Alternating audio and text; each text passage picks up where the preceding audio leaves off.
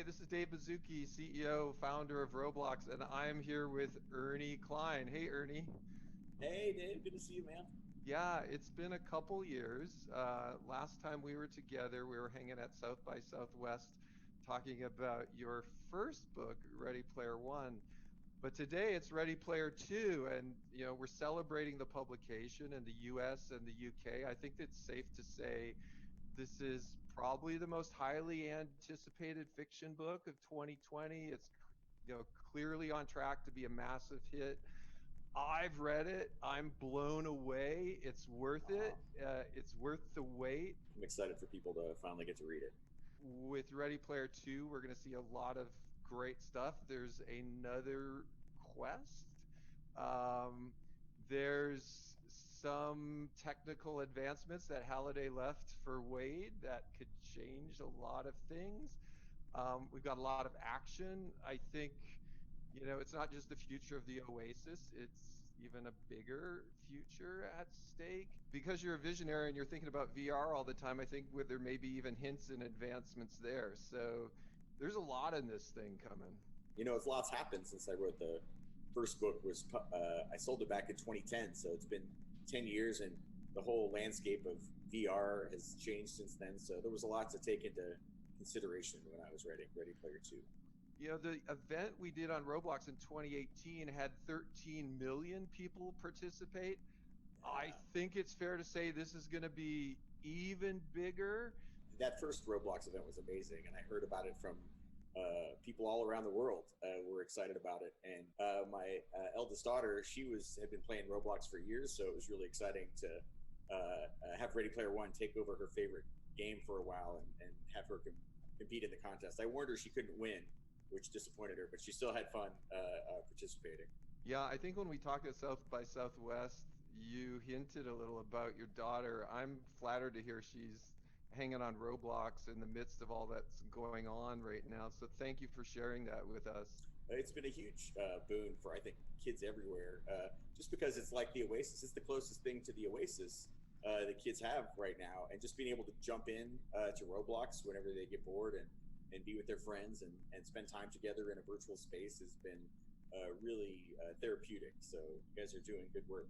So hey, you're making history with Ready Player 2. Let's roll back to Ready Player 1 because you captured the imagination, I think, of just so many people from so many walks of life. And there was a movie that came out of that, which was also incredible.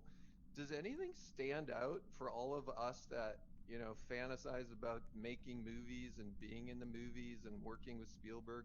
Does anything stand out from that experience for you? Well, the whole experience stands out. This past year, I've kind of been living in my memories of it since I've been in quarantine for a big chunk of the year. I spent a lot of time thinking about what a great year 2018 was and how it just exceeded all my expectations. Really what you imagine making a movie with Steven Spielberg is it's really like that. It's like a dream come true. And I got to see so many things that were in my book, brought to life, including the stacks, like this idea of stacked trailers that I built in my imagination ended up getting built for real. So that stands out to me. I remember driving towards Leavesden Studio in London and seeing the stacks on the skyline for real. And engineers had built this thing that I had just imagined. When you have this in your imagination and then all of a sudden you see it in the movie in real life, how does that feel? Was it at the point of your imagination, beyond your imagination? Like, how do the two line up there? Well, in my imagination, I don't drill down into all the minute details the way that they do when they make a movie. You have to dress the sets and imagine everything. So I could walk up into any one of these stacks of trailers and go into any trailer, and the whole trailer, looked like somebody lived there.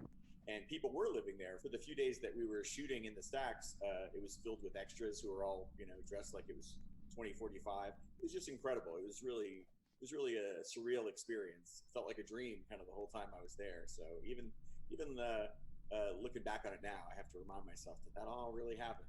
I know from last time we talked, you're a big Spielberg fan.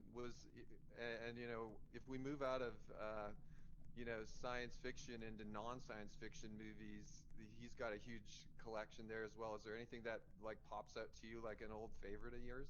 Out of his non-science fiction films, I would say Jaws is probably my all-time. That movie, I remember seeing it and being scared in the movie theater with my parents. Yeah, Uh, everyone was. Yeah, was there anything in that movie that you thought like stuck out to you? Favorite line? Anything from it? you're gonna need a bigger boat is the Yeah. line that I always quote all the time. Whenever the tools at hand are not sufficient, that's the quote that I always draw upon. Now that we're getting into Ready Player 2, in a way, you've kind of contributed a bit to the advancement of VR. And is there any way you can think about how you've seen this pan out in almost real life? For us, in the midst of COVID, like I mentioned, we've seen the virtual birthday parties, people trying to connect, younger people trying to figure out how to, work at a distance even. Have you seen any of this come true in your life? Well, yeah, I mean, everything happens. You know, even the news anchors and every host of late night television. Everybody's having to do everything from home, virtually through the internet, including my daughter who's going to school online, and then also in the evenings she'll hang out with her friends in Roblox and spend time in a virtual space there. Which reminds me, she wanted me to ask you if you could get her a unicorn. I You think there's do? probably like hundreds of different types of unicorns, and now Oh, that well. we've opened up the UGC store on Roblox, there are probably people making unicorns, which will. Oh, right on. So absolutely, like, All right. high five to that. A lot of people now are talking about the metaverse, and we've also seen people starting to chat not just about how we work or how we learn, but how we consume entertainment, how we work together. Ultimately, I think the vision of Ready Player One and Ready Player Two, and thinking about this vision of the metaverse, is all these things we do in real life, we can start to imagine, doing in the metaverse. Have you seen any other pandemic related things going on related to that, or any other metaverse related advancements since you wrote Ready Player One? Yeah, a bunch. You know, so much of what I was just imagining in Ready Player One has since come about. Like the Oculus Quest, I got a Oculus Quest, my Oculus Quest here that I use to hang out in big screen with my friends. There's a VR app called Big Screen where you can hang out in a virtual cinema and with up to like 12 of your friends and all watch a movie together. And afterwards, when you hung out in a virtual space, you really feel like you spent time together. It's really amazing. Yeah, so we did, like the One World Together concert inside of Roblox, and there was this really interesting thing of walking around with friends, then looking up at the screen. I found myself going from the in 3D screen to full screen mode back and forth, and I really like looking over to my friend next to me and like watching it together.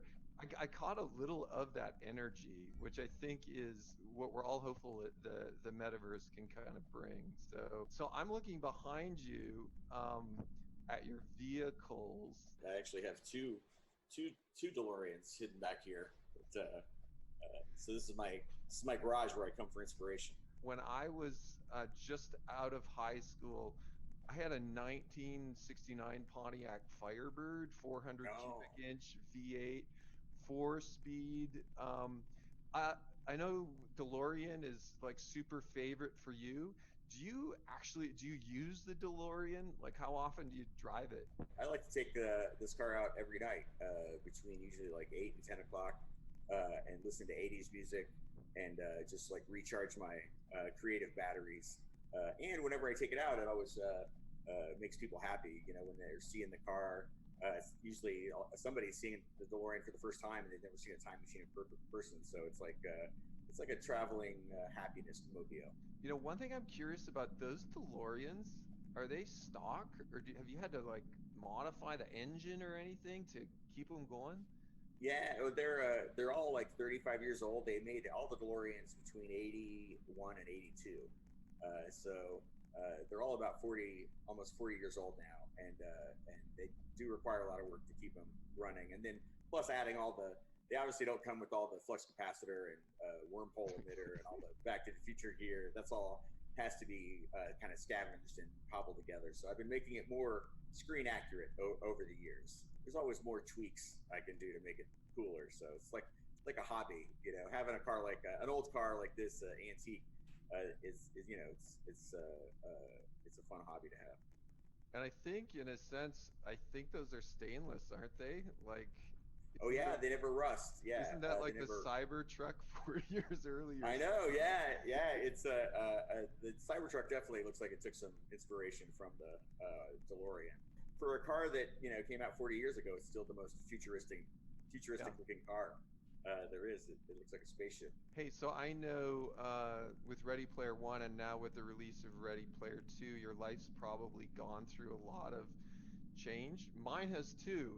There was this time before, in the early days of Roblox, it was Eric and me, like two of us, just working on this thing, and then Matt and John joined us, and that was very different for me. That was going in, writing code every day, quiet office. My life's completely different now, and now we have hundreds and hundreds of great people that all work together. How about you? Like, has your life changed? My life has changed drastically. Since I was when I was writing Ready Player One, I was working a tech support job. I was interested in technology, but I always wanted to be a writer. But I also was interested in computers, and working tech support was a way to kind of work in a facet of what I was interested in. But it was a grueling job where I was on the phone, for 10 hours a day and helping people with their computers.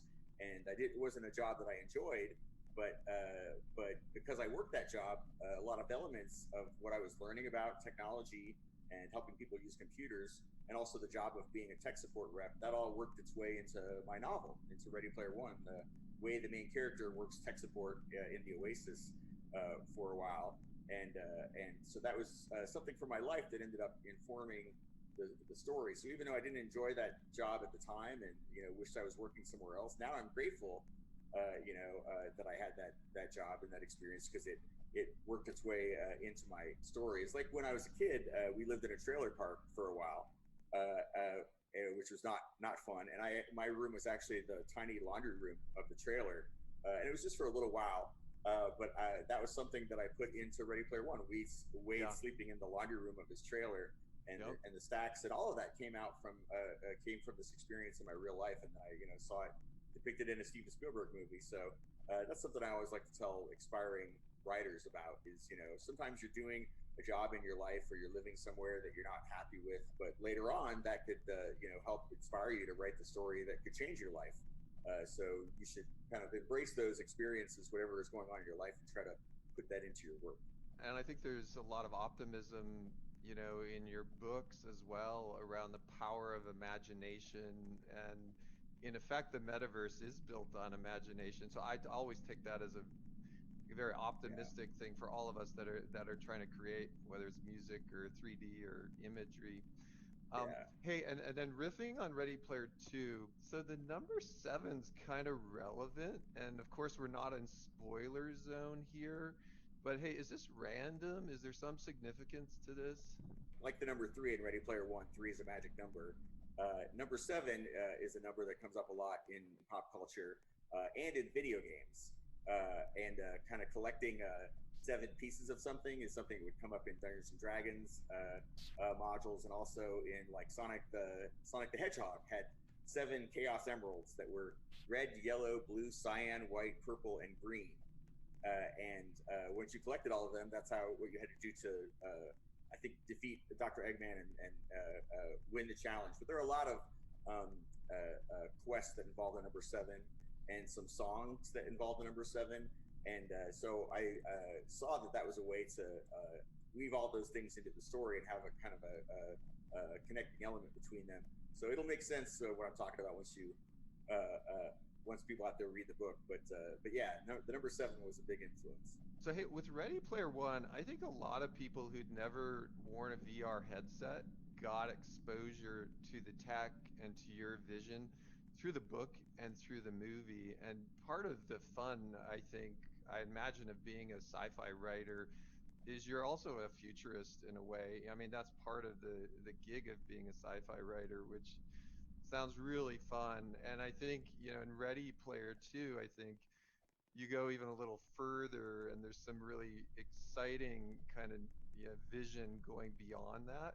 when we at Roblox, we kind of done the same thing. We've had vision for 15 years, and it takes a lot of time for some of these things to become reality. But when they do, it's super satisfying. And I'm wondering for you, how's it feel when you see some things in real life come true, after you've written about them? Well, it's gratifying, but I don't automatically assume that it was my book that helped inspire it, unless sometimes like with the Oculus Rift, the people who worked on that told me in person that some things from Ready Player One had inspired them. But it's so much easier when you're a writer to just write. Wouldn't it be cool? Than it is to actually make it. It's like easy for me to design an amazing video game in a story. Yeah, Yeah, but as you know, it's much harder to actually make the real thing. I So I think that yeah, could be a good thing though, right? Because us technologists, we can get locked in by how difficult it is to build stuff. Where writers and futurists, you have the freedom of the written word, right? There's no limit to what you right. can imagine. And then the technologists more have to like figure out, can we really build it? Right, and they're the only ones that can really build it. If it was just left up to the writers, all this stuff would remain fantasy. But that's something that I remember hearing about Star Trek, the old Star Trek series. They had those doors that would open automatically, and that's what inspired those doors in grocery stores. Like people at home saw that, and then real engineers went and made it work. So science fiction has always kind of played that role of what extrapolating where our technology might go. But yeah, that's one of the funnest parts of being a science fiction writer is imagining where the technology will lead us, and then how the technology, once it arrives, is going to affect people's day-to-day lives. I love it because I think it's the best form of brainstorming is unencumbered brainstorming, without Yeah. limit. And I think that's a little bit of what you do in your book. So nice Oh, job. thank you. Almost like we're taking technology and then we go to pop culture at the same time, like in Ready Player One and now Ready Player Two, like you have this amazing intersection of pop culture with a vision of the future. And I think the reader or the movie viewer can almost get a little bit of a vibe of some of the things that have been important in your life. Can you riff a bit on some of the pop culture influences you've had? We know they're endless. Anybody who read Ready Player One knows that my interest in pop culture is very broad. But for Ready Player Two, there are some specific facets of pop culture that I took inspiration from, like John Hughes films. A huge fan of John Hughes movies, especially the John Hughes movies that were set in high school. Yeah. And he created his own fictional high school, Shermer High School. His high school movies took place like Ferris Bueller's Day Off and Kids in Weird Science, Pretty in Pink. They all went to a version of Shermer High School.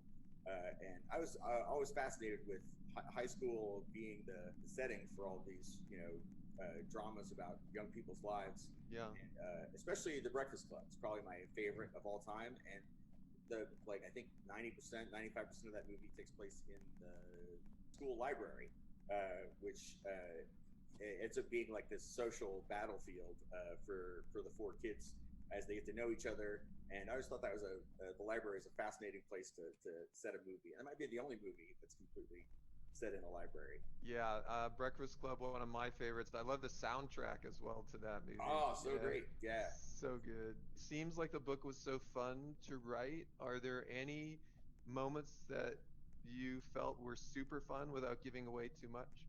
I don't think I can give away the super fun moments without giving away too much, but I will tell you it was I had fun. I had fun the whole time I was writing it. Because I knew, unlike with Ready Player One when I wrote it, I knew I wasn't sure if anyone was ever going to read it. Outside of my friends and family. Whereas this, I knew there were a lot of people waiting and excited to read it, and that whatever I wrote, that story was going to play out. Those events were going to play out in millions of people's imagination, and imagination is even more powerful than computers or the movie platform. Like the human imagination, still you can't beat that. So I had a lot of fun thinking about elements in the story that would set people's imagination alight. Hopefully, so that's what I did my best. I'm really hope people enjoy it. Well, I have a motion I make at Roblox, which is out of the park. So Yeah. I Oh. think it's out of the park. So I think Oh, everyone's gonna really enjoy reading Ready Player Two. Like, kudos to you. It's thanks. awesome. And I think also the Robloxians are gonna love the challenges as well that we've got in store. So Ernie, thanks again. In the midst of all these crazy times, hanging with you has been a highlight for me. I really appreciate it. Oh, because it really is like bringing the story to life. What you guys are doing. This is Roblox is the closest thing to the Oasis, and this contest is like the closest thing to the contest described in the book in reality. And people all around the world get to take part in it. It's really amazing. It's like bringing the story to life. So I can't thank you guys enough. Thank you, Ernie, again. All right, Over and out. Really enjoyed it. all right. Thanks, Dave.